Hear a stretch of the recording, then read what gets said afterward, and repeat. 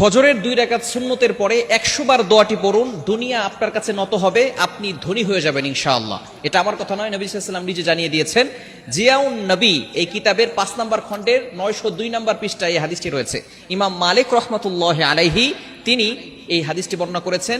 ইবনে ওমর অর্থাৎ আব্দুল্লাহ ইবনে ওমর রাদিয়াল্লাহু তাআলা হাদিসটি বর্ণনা করেছেন। ইমাম মালিক রাহমাতুল্লাহি আলাইহি সূত্রে আব্দুল্লাহ ইবনে ওমর রাদিয়াল্লাহু তাআলা এই হাদিসটি বর্ণনা করেছেন। আব্দুল্লাহ ইবনে ওমর রাদিয়াল্লাহু তাআলা তিনি বলেন, একবার নবীজি সাল্লাল্লাহু আলাইহি ওয়াসাল্লামের কাছে এক ব্যক্তি আসলেন। আসার পরে বললেন, ইয়া রাসূলুল্লাহ, ইয়া হাবিবাল্লাহ, দুনিয়া আমার কাছ থেকে বিমুখ হয়ে গিয়েছে, দুনিয়া আমার কাছ থেকে পৃষ্ঠ প্রদর্শন করেছে, দুনিয়া আমার কাছ থেকে হারিয়ে যাচ্ছে। ইয়া রাসূলুল্লাহ, আপনি আমাকে এমন কিছু আমল শিক্ষা দেন যাতে করে আমি দুনিয়ার কিছু সম্পদ উপার্জন করতে পারি।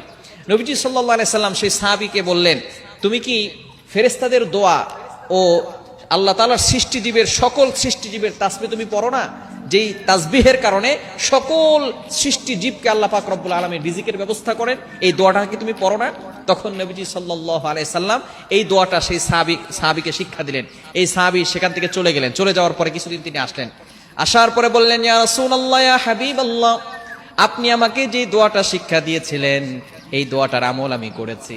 এই আমল করার ফলে আল্লাহ পাক রব্বুল আলামিন আমাকে এত পরিমাণ সম্পদ দিয়েছেন, এই সম্পদ রাখার জায়গা এখন আর আমার কাছে নাই।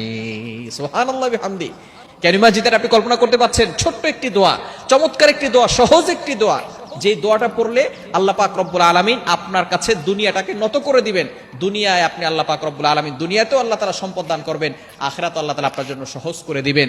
চমৎকার একটি দোয়া হচ্ছে সুবহানাল্লাহি ওয়া বিহামদিহি সুবহানাল্লাহিল আযীম আস্তাগফিরুল্লাহ, সুবহানাল্লাহি ওয়া বিহামদিহি সুবহানাল্লাহিল আযীম আস্তাগফিরুল্লাহ।